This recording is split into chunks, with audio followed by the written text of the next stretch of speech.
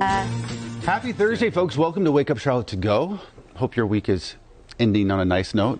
Yes. Friday Insight. Yes, Friday Eve. Weekend Weekend Insight, more importantly. Hey, folks, maybe you saw the headline because it's like one of those trending things here in Charlotte is that last week when Carrie Underwood was here in town, Chris went to the concert. Yeah, I was there. Was it awesome? It was so great. She picked up a new family member. Take a look. This is Charlotte, named appropriately after our city. So sweet. So cute, right? So, yeah, she posted on her social media that, I guess before the concert, Pawsitive Impact North Carolina Dog Rescue came in. They brought some dogs. I guess some musicians like to do this before shows for their crew. They kind of play with the dogs. Somebody called me about a year ago and said something about it. I said, I'm not responsible for the animals. Well, they know you as the, adopted dog guy. So anyway, they brought these dogs in, and she's been looking for a pet.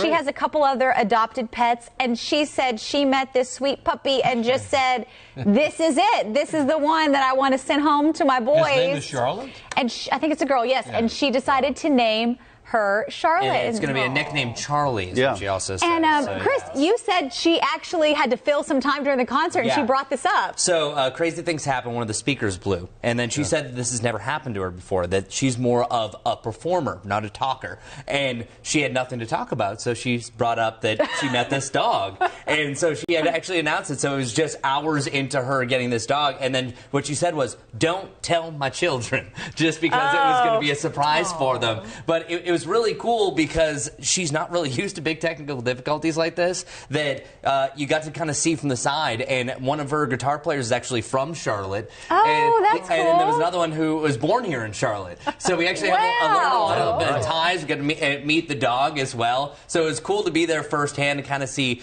Carrie, not just a big performer, because the concert was awesome. She had 2 stages. At one point she got into some sort of like chairlift type thing and went across. Oh my goodness. It was quite the show, but it was cool to see that little hidden element of just a sneak peek into her lives, and now we're talking about it now, and the dog is adorable. I see why she adopted it. I've been to one of her concerts before, and she is spectacular live, isn't she? Oh, and she really is. Well, Kim is the big Carrie Underwood fan, but now secondhand, going to a few of her shows, she's a show woman. She's absolutely amazing. She has had so many hits and some of the new songs I haven't heard, but it was really great. It's great to see from her and American Idol for the upcoming that the last time I saw her, I think, was 7 years ago.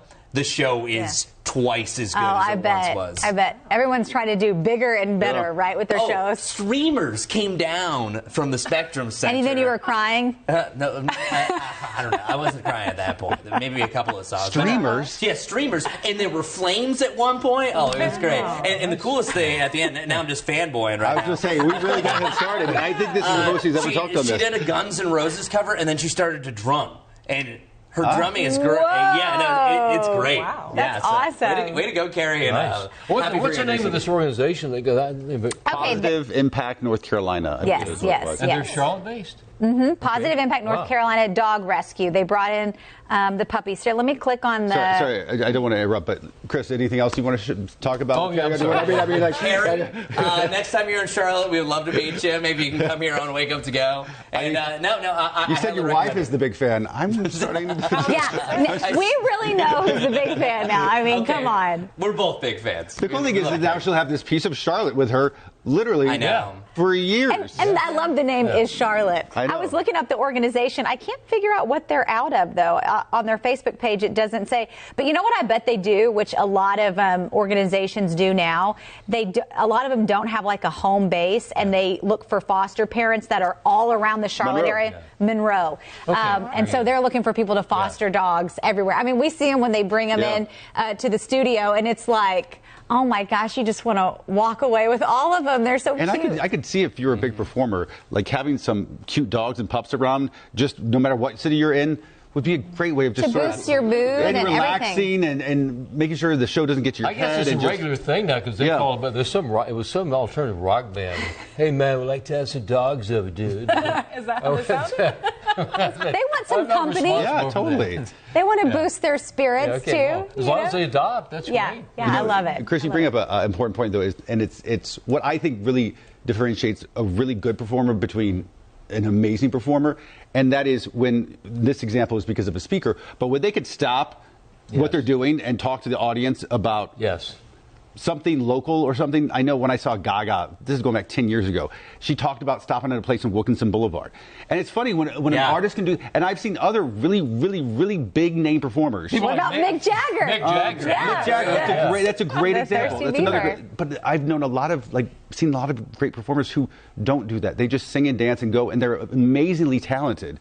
But they don't stop and give you a nugget about really anything. And when they can give you a local nugget, it makes all the difference. Everybody goes crazy in the crowd. Well, and we all did. It was crazy. Okay, so I'm officially a Carrie Underwood fan. But it really was cool to see that little piece of it, like you said. And I'm going to remember that for the rest of my life, just because it's like, wow, Carrie's actually talking to us. Yeah, that's People awesome. were answering her questions. I wasn't close enough to do that. But Oh, they were asking questions? That's cool.